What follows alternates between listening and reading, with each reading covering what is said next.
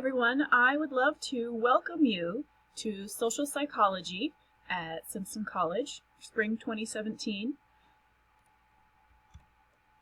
I'm going to do a quick overview of what I'll be talking about in this informational thing.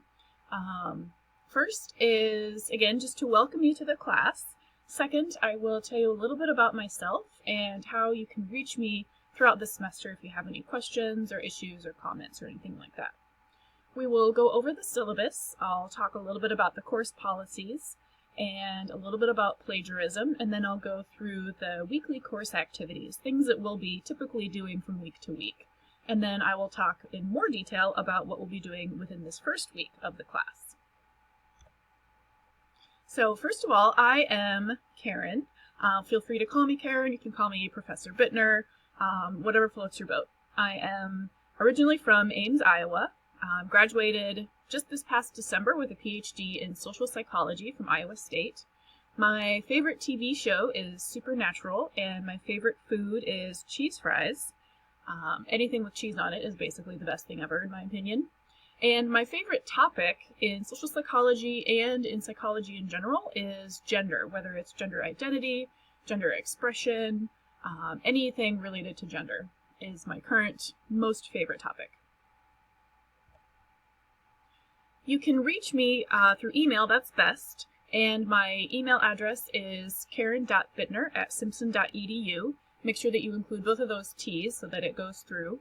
You can email me at any time. I will have office hours this first week of class, Tuesday through Thursday, since we don't have class on Monday, from 2 o'clock to 4 o'clock p.m. So feel free to contact me if you have any specific questions or any general questions. Outside of those times, I'll generally respond to emails within 24 hours, within about a day, and I'll be responding between 9 a.m. and 5 p.m.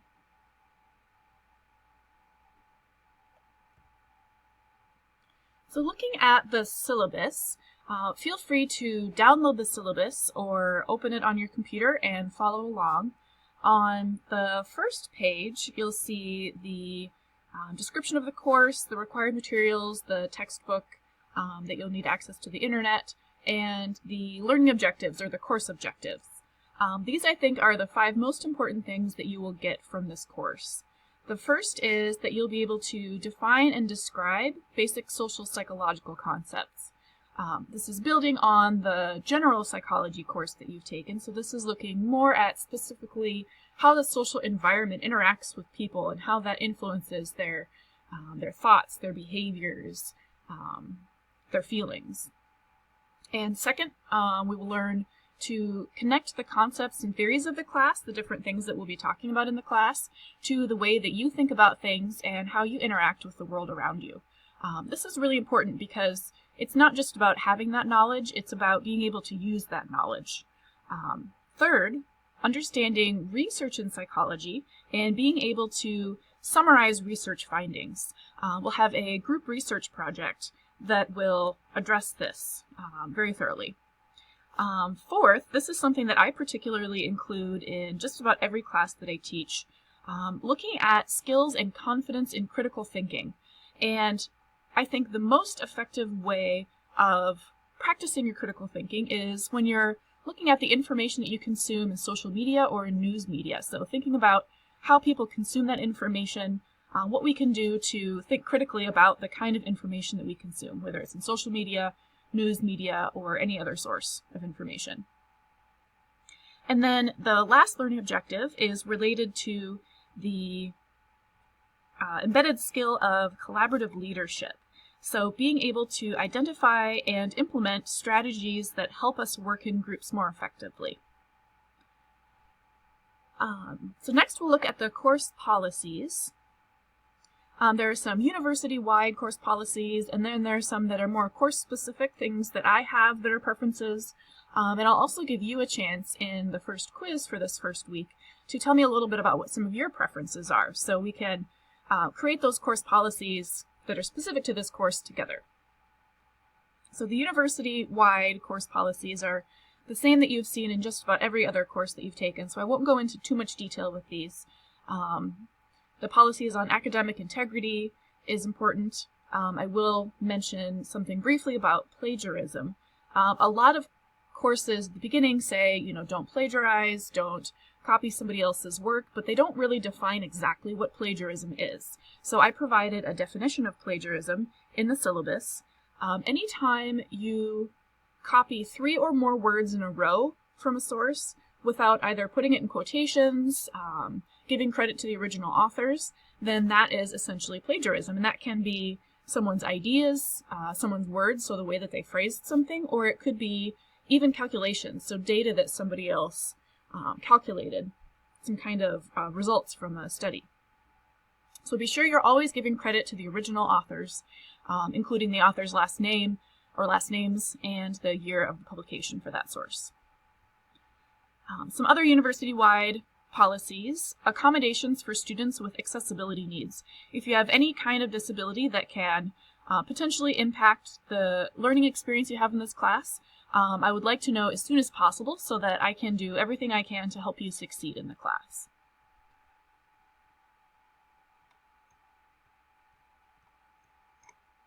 As far as course-specific policies, the most important one that I have, that is my own policy, is to be engaged in the course. Because this is an online course, it's important to actively pursue the different activities that we have, to really engage with the material and do your best to understand what it is we're talking about and to apply it to your own lives.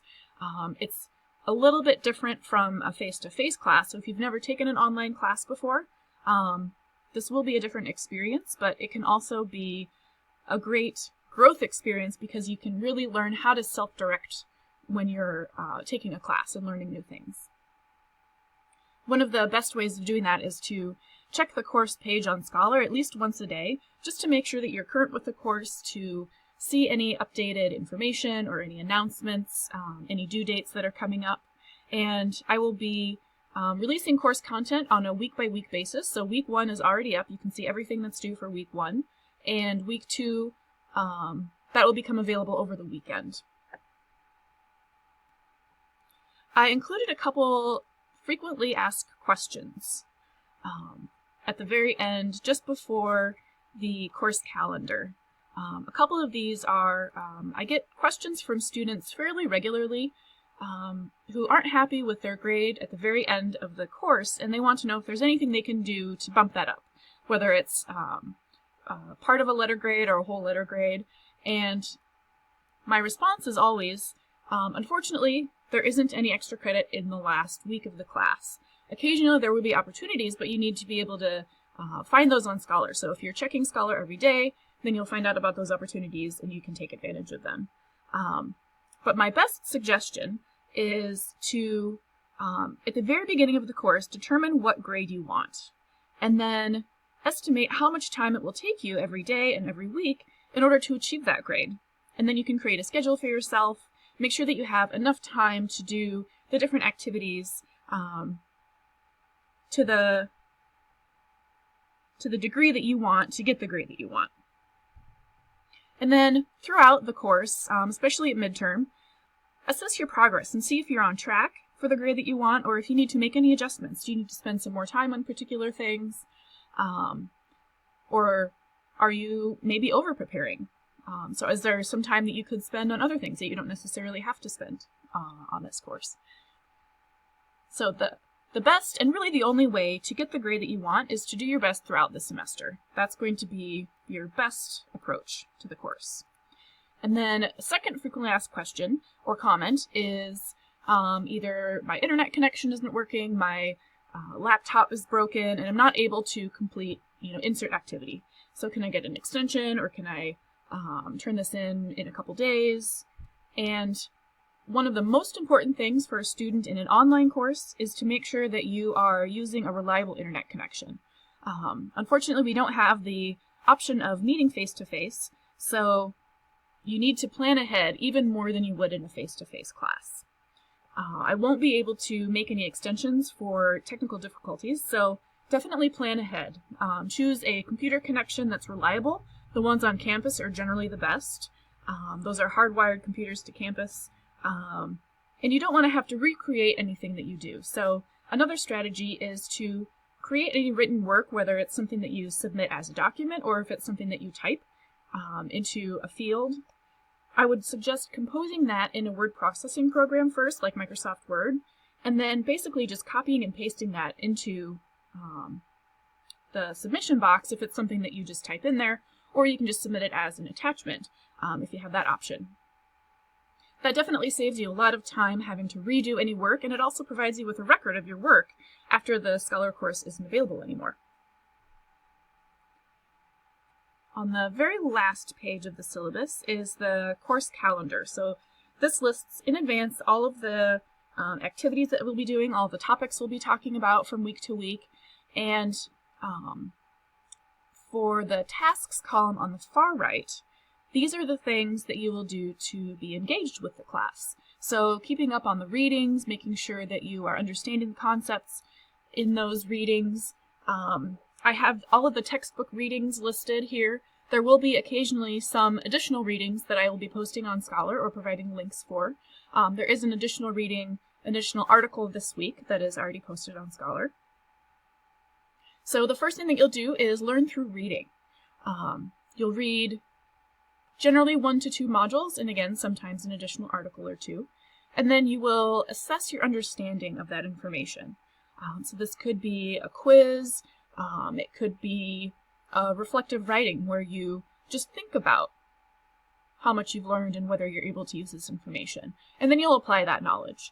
Reflective writing is another way that you will apply knowledge.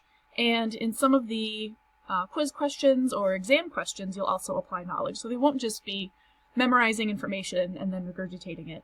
You'll actually be using this knowledge and making sure that it's something that you'll be able to use after the course is completed. There will also be a group project. You already have groups assigned, and I'll go through that in a little bit. Periodically throughout the semester, you will complete a different component of that group project. So it won't all be due at the very end. So for example, next week, group topic selection will be due.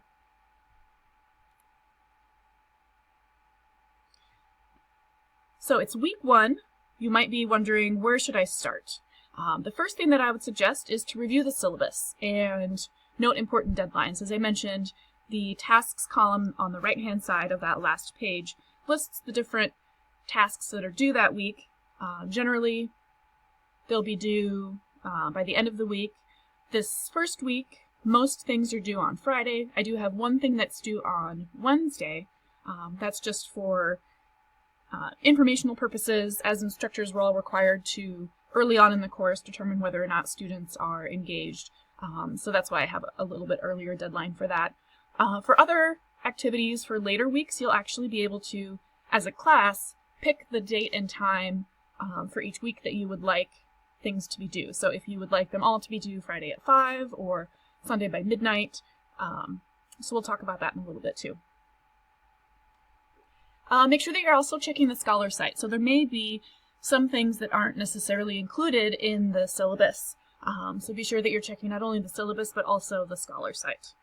And there is a rubrics folder on the Scholar site that lists for each activity generally what are the things that you should make sure you're including. So what are the components of those activities that are important? And it also tells you the relative importance of each of those components.